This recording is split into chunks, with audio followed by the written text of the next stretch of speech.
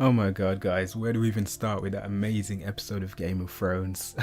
The only thing we can do is just jump straight in. When we get to the start of this episode, we're just coming in straight from where we've left off at the last episode, and it kind of feels like something out of Lord of the Rings. You've got this company of men who've come together to do this one task, and the task that they're obviously trying to do is to find a White Walker so they can take him to King's Landing and prove to Cersei that there is something bigger going on than them at the moment. So obviously in the episode we've got all of this company coming together. As I said before, they're a company who don't get on with each other. Everyone's got their own personal grievances as to why they don't like each other. But yeah, largely we're just getting through the episode. So everyone's on this amazing journey, and some of the backdrops, the way they've shot this stuff looks really amazing. We've got Jon and Tormund, and they just look amazing against some of the mountains, so that's really cool. And then we have Gendry, who seems to be getting the brunt of the Brotherhood. They're basically saying sorry for trying to get him killed, and he's just not having any of it. And also the Hound seems to be playing on this and having a bit of a laugh at his expense as well. Then we obviously get to a point where we're looking at Jon, and Jon has a talk with Ser Jorah and says that his father's sword is the sword that he now carries and wishes to give it back to him, saying that it needs to be part of his family. So he tries to hand the sword back to Ser Jorah, and Jorah says it's been a long time and he doesn't feel he's worthy of that. He's not worthy of his family's name, and he's not worthy of the sword that belongs in his family. So he gives the sword back to Jon and says his father would have preferred that he had it rather than Jorah. And then we come back to this other scene, and as I was trying to say in the last Game of Thrones review, we saw a note that Arya found in the last episode, which obviously now we found out was a note that Sansa wrote when she was with and living, I should say, in King's Landing. So obviously all of this stuff comes to light, and she confronts her sister with it, and there's a big massive thing where they both come and they have it out with each other and say they equally feel responsible for their father's death. They both saw it from two different places, and they both talk about their experience. And you can just feel there's so much tension between these two right now. It's crazy. You're just thinking, well, why is that? Why can't these stars just get along? I mean, it's sad to see that they're a family and they can't just get along with it, and sort out their differences. And the revelations of things that happened in the past are being brought up now. But obviously this is the design of somebody like Littlefinger, that they just both can't see it or aren't willing to see it. So anyway, we leave those characters and then we come back to Tormund and the Hound, where they're talking about Brienne and obviously his love of Brienne, and he's saying they're going to have giant children and they're going to be amazing. But the Hound's like, good luck pretty much, mate, because she'll kill you. She's a fierce warrior and I don't think you've got any chance with her, basically. So that's quite a funny scene, and it clearly shows that Tormund's quite mad, which is quite funny. But then we go back to Daenerys, and obviously she's talking about the fact that how could they let Jon Snow and Jorah go and do this task, which just seems incredibly hard and stupid. So there's all this talk, and you can start to see the friction that's coming between them because of what happened in the last episode, especially the fact that they burned the Tarlys. And obviously we have him trying to explain to her that perhaps she should have stayed her hand a bit, and she's just not willing to listen. She's obviously set in her ways in regards to that, but she shows clearly that she's got this kind of, she's still thinking about Jon, which is really interesting in the episode. We then cut to another scene after that where we see Jon, Tormund and all of the other guys there.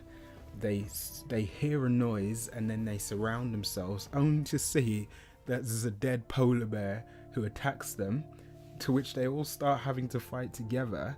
They set the polar bear on fire, but the polar bear manages to he kills a few of them, but actually hurt the priest.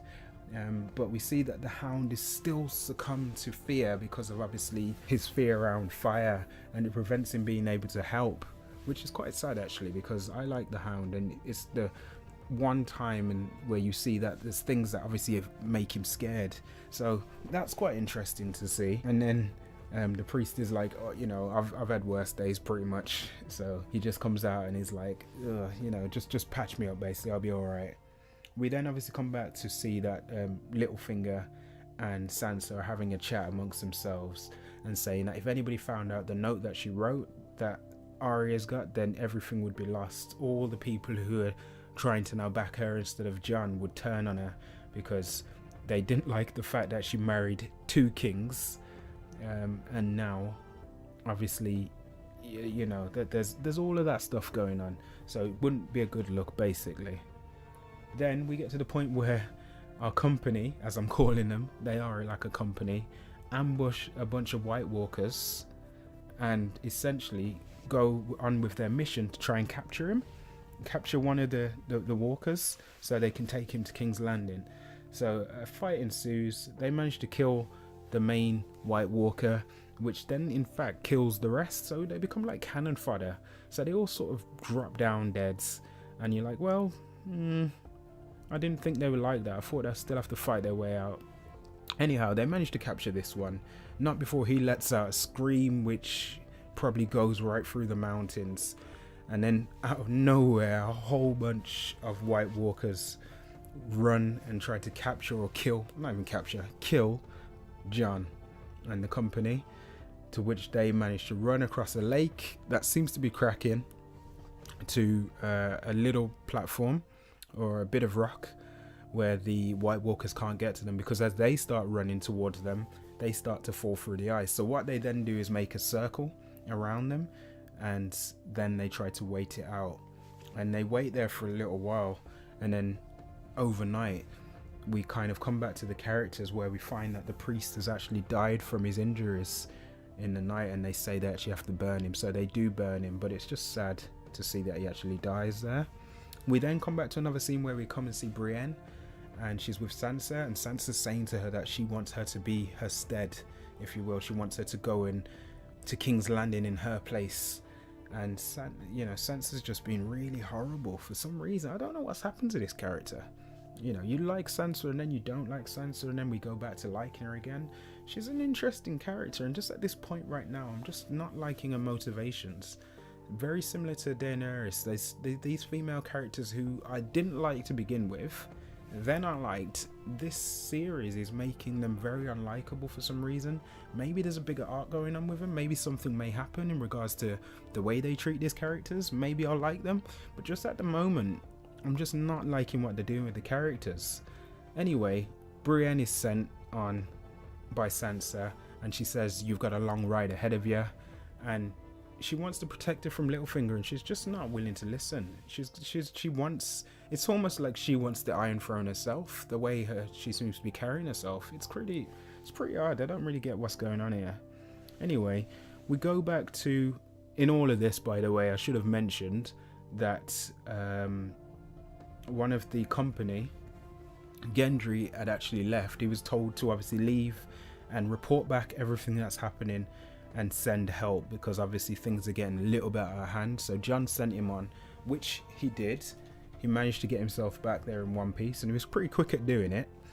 And Daenerys obviously got the message to say that Jon's in trouble and they need help. So she goes along with her dragons.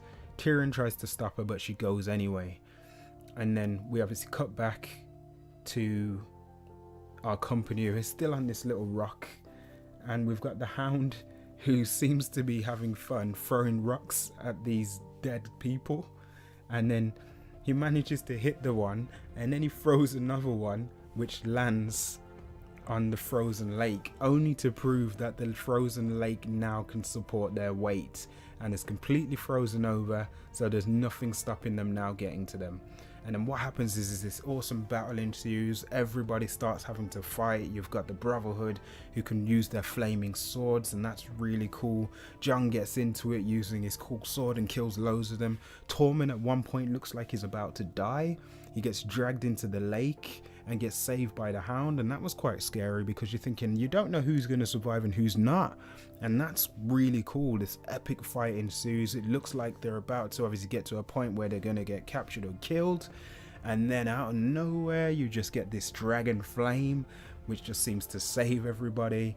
And then Daenerys comes with her dragons, and they just lay waste to all of these White Walkers.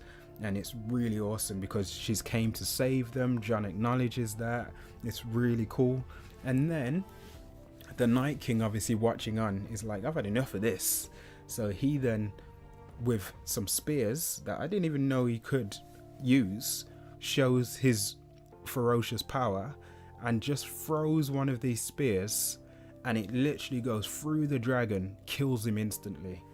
And then you've got Daenerys, who obviously looks at that and just looks horrified by what she's seeing, that one of her 3 children, as she calls them, are now dead. It's like mad. It's like really sad. And then obviously the dragon dies and then falls straight into the lake. And then Jon decides to try and fight on. And during his fight, he gets dragged into the lake as well. Daenerys, obviously, because the Night King looks like he's about to throw another spear which would kill instantly another dragon, they all decide to escape without Jon, leaving Jon there. And you're not sure what's happened because Jon fell into the water with some of the White Walkers, only to see him later. He comes back out, grabs his sword and prepares to fight again, frozen to half to death. And then his uncle Benjen comes and saves him out of nowhere, puts him on his horse and then sets him off. But it does look like Benjen actually dies. He's already a dead character anyway, or so I think, or so I've led to believe, I should say. So he comes and then it looks like he dies, but in the episode it just feels like cannon fodder. It just feels like he's there and then he's not. So his character just raises more questions than he answers. So that's pretty odd. And then we obviously get Daenerys and Jorah obviously looking out at Eastwatch, just waiting to see if anything happens. You know, they don't want to leave without Jon. They still believe that he's obviously going to come back. At least Daenerys does. And then obviously the horse that his uncle Benjen gave him obviously comes in, and we actually see that it's Jon. They get Jon in. Obviously Jon's froze half to death. They unclothe him, and then Daenerys is in the room and she sees the wounds that he's got, the things and the hardships that he's had, and the knife wound that he had in the heart, and she seems shocked by this.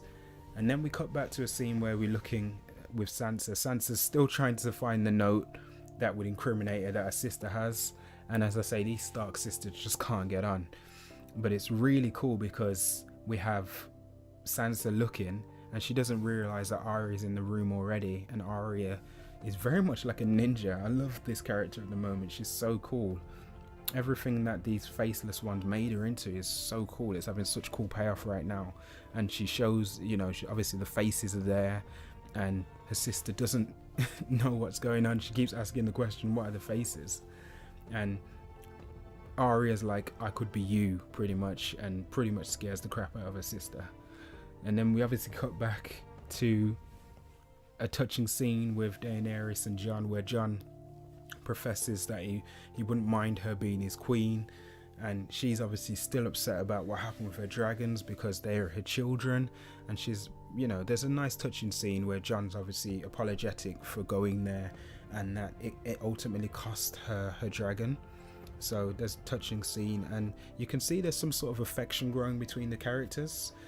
So where that goes, I don't know, but it's interesting to see. Maybe something may come out of it, but she's definitely grown a hell of a lot more fond of this character. She's seen the Walkers with her own eyes now, so all of the doubt that she had, there's no longer any doubt. She's prepared to go into battle. She wants revenge for obviously what happened to her dragon, and she backs Jon now. She believes him.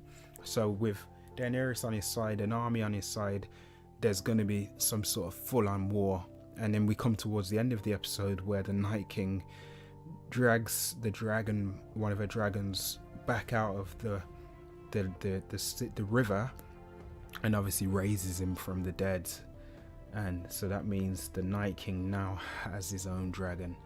That's gonna be awesome to watch. Maybe it ends with that. Maybe Daenerys has a dragon, Jon has a dragon, and the Night King also has a dragon.